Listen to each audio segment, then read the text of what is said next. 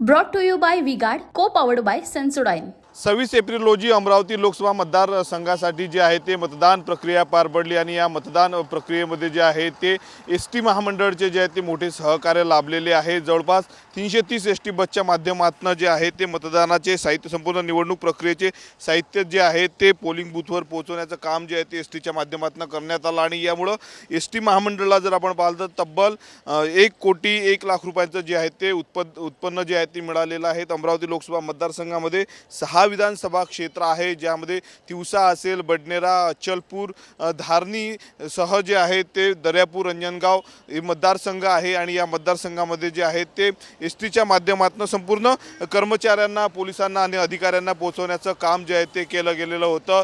जवळपास 330 एसटी जे आहेत ते या बुक जे आहे ते निवडणूक विभागाने केलं आणि ज्याच्या माध्यमातून जर आपण पाहिलं तर 1,01,00,000 रुपयाचं जे आहे ते उत्पन्न एसटी महामंडळाला मिळालेलं आहे।